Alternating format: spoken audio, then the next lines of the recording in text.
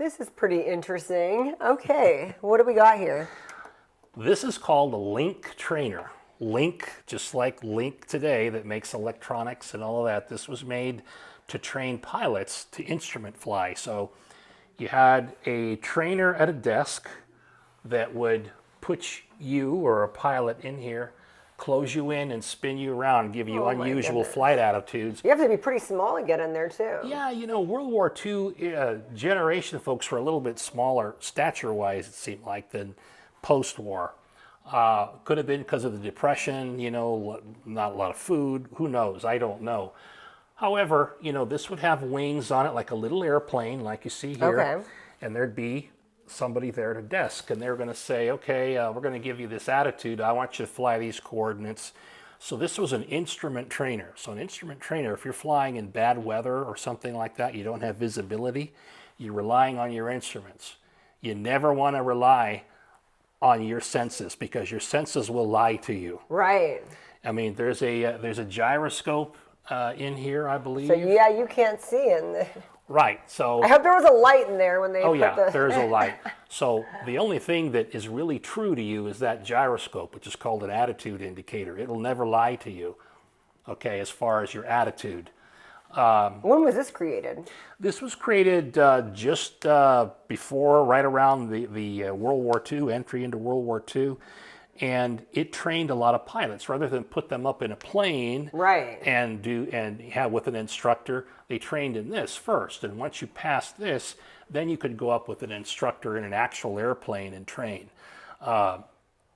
If there's a localizer or a marker at the end of the runway, there's an instrument that will fly you directly to that. If you're on glide slope and you're on center line. Wow. So you have to look at all those things and it will get you to the runway. So that's what this was for, you know, and of course Link became Singer Link systems and things like that as time went on after the war and into the 70s and 80s.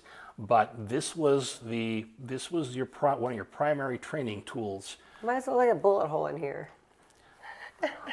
I don't know. Like this wasn't shot at. They didn't shoot at the test Now ones. this is covered in fabric here. This is fabric, see, so very, very much like, you know, World War I airplane would have been, but very thin, so it got you all your basic knowledge of instrument flying. Wow. And then wait, this one, you said this is all still... Oh yeah, this is a propeller blade off of a C-130 transport. They have 4 blades on one prop, so it's hollow steel. Wow. But every pilot training base had these, and they had numerous of these, you know, so they could train a lot of pilots. How many hours did you have to spend on this before you got in the air? You know, that I really don't know. I would assume probably 10 hours or more just to get you familiarized. And instrument flying is one thing that you have to use all the time.